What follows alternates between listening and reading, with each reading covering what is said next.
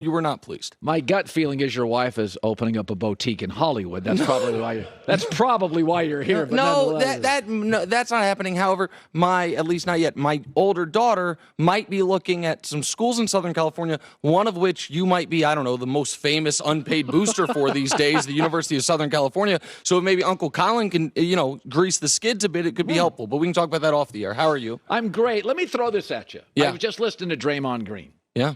And I think it's important when people stand for something. Mm-hmm. And I've said this about the NBA. Dennis Rodman, for all his quirkiness, was as good as anybody ever at being annoying and rebounding. And that, to me, has more value than Carmelo Anthony's talent, which is much greater. If I said to you today, career, Westbrook, Draymond Green, whose would you take? Ooh. Who? Oh, wow. Best defensive player for a decade, 3 titles, stands for something, beloved in the Bay Area. This is what we call leading the witness. I think it's clear you would take Draymond. He is beloved.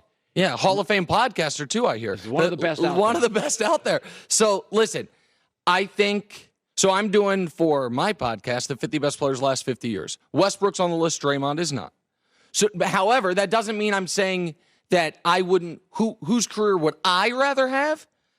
That's a different question than necessarily who had the greater career. Winning an MVP, being first-team All-NBA, winning scoring titles, winning assist titles, those things matter, and Westbrook did all those.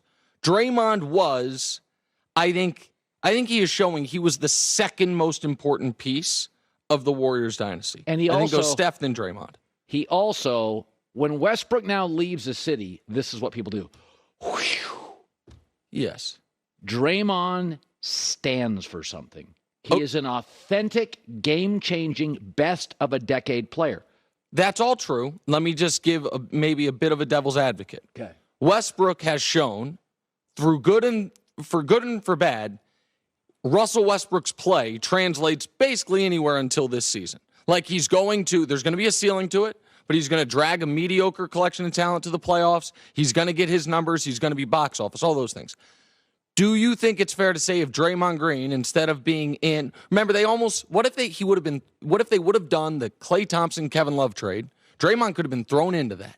And Draymond, if he's in Minnesota, not in a winning culture, not with a team playing for titles, not in a team that goes to the playoffs, is it possible Draymond Green is a guy no one knows or cares about? I say that is possible. I think Draymond was in the perfect spot and made the most of it.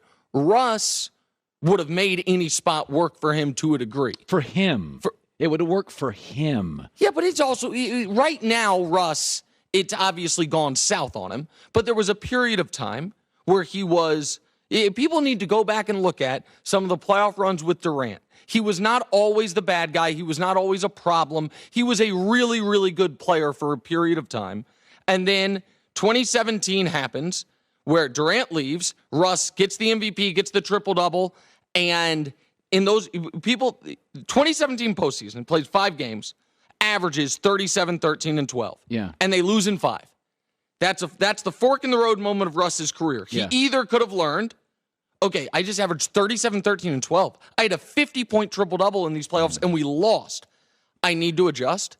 Instead, the lesson he learned is, this is dope as hell. It's so much fun. Everyone else needs to get on my level. And that's why the last 5 years have been bad. Russell Westbrook has never elevated a teammate. Draymond has literally elevated the best dynasty in 20 years. And that's the difference. I think the people in our business that I respect have elevated people beyond themselves. Okay, but let's talk about our business for a minute. Yeah. Because I am Draymond Green. No. I'm a good defender, but I elevate others. See, so that's not... So you could have a guy who is a dynamite guest with you, but if he had his own show, it would never work. Some people might say you're talking to him right now, but I don't think that's the case.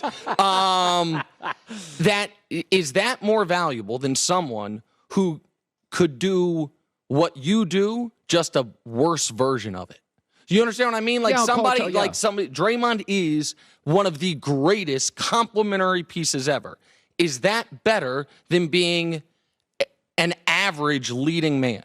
Well, if you ask people who, and I've talked to players about this through the years, who faced the Bulls, it was Jordan and not Pippen.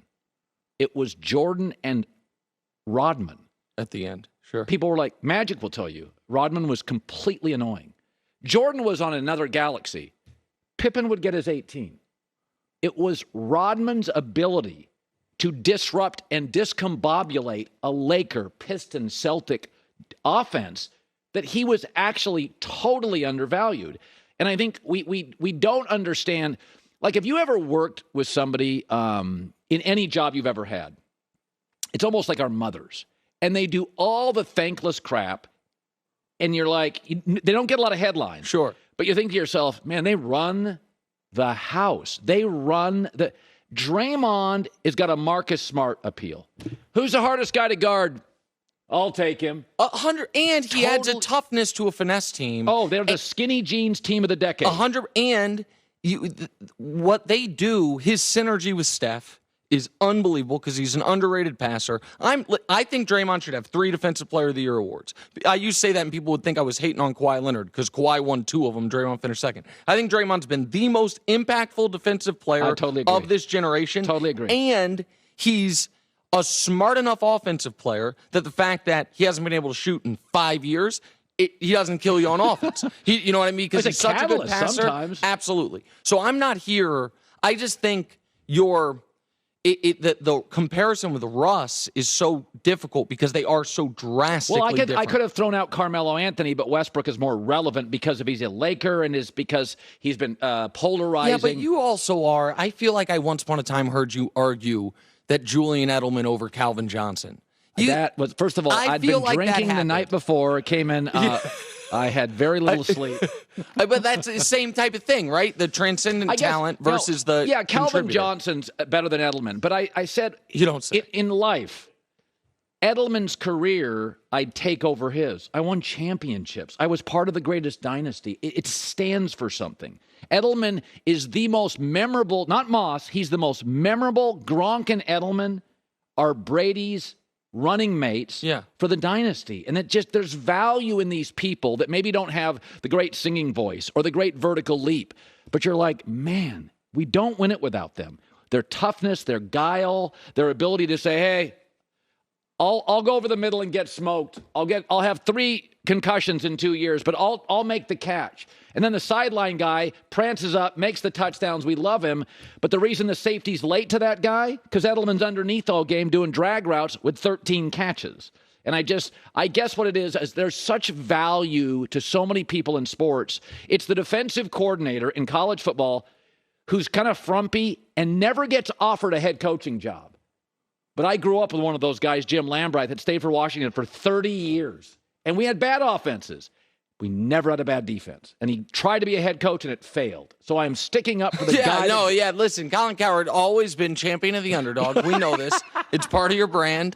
The underdog and Tom Brady. That's your brand. All right, so let's segue to this. Yeah. Is that Boston's very interesting. So out west, you got the Splash Brothers. And not quite the puddle created by Boston's Tatum, Jaylen Brown, and Marcus Smart. 5 years together, no titles. If they lose tonight, series is over. Yep. And Giannis is going nowhere. Yep. And they're becoming the Raptors, which is not one until LeBron leaves. They had to make a big swing to get Kawhi. Got their title. If you lose tonight and you're Boston, and Giannis is moving into his peak, there's going to be a lot of players that say, I want to play with him. If you lose tonight in the series, do you say, listen, the Jalen, Marcus, Jason thing is great. We gotta take a big swing and move one. Well, so that's what people were talking about them doing right around New Year's, and then they reeled off this stretch of basketball. They're the best team in the league, record-wise, and I wouldn't do that. I'd been advocating for them to do that for years. Yes. Right now, I wouldn't do it because for the first time in his career, I am seeing enough out of Tatum that I'm like, okay, like, can Tatum be the best player on a champion? If you have the perfect team around him, maybe, and I think they're trying to build that team around him. But here's what happened in Boston. And it tricked the media. It tricked Vegas, which usually doesn't get tricked. The aftershock of the Nets being so overrated had a kick-down effect of Boston being overrated. Because everyone was like, oh, my God, you swept Brooklyn. You must be better than Milwaukee. When the reality was Brooklyn has been the Atlanta Hawks for the last 2 years with slightly less playoff success.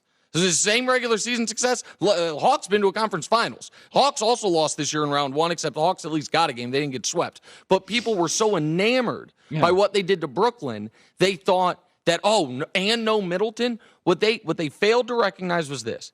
Boston played a Brooklyn team that has no rim protection. Milwaukee's got the best. That does not run any offense. Milwaukee knows exactly what they're running and takes the dumbest shots in basketball. Long contested twos. Milwaukee takes nothing but threes and shots at the rim. The smartest shots in basketball. And, by the way, they have the apex predator of the NBA. Like Giannis tonight. I think Giannis knows we win tonight, the series is over. So I bet this bet's out there. I would bet Giannis over 20 first half points. I think Giannis goes out tonight and it's like, you know what? He does a LeBron. Yes. What LeBron at his apex would do would be like, he would always be good to very good in playoff games. But then there'd be certain playoff games where it's like, he understands the gravity of the situation. And I think that's Giannis tonight. I think he has a monster game. Yeah. So, good stuff. I'm going to hold you for the next segment. I got nowhere to go. You're very, very busy. Are you flying back right after the show? Or you flying back tomorrow. I got more things to do tomorrow, so I'm here tomorrow, flying back tomorrow. That's why I'm on with you today. Okay. For Spotlight Comfort at Home and endless hot water, Nick knows, you got to go with Navien tankless water heaters. Of course you do. For years. 15-year limit.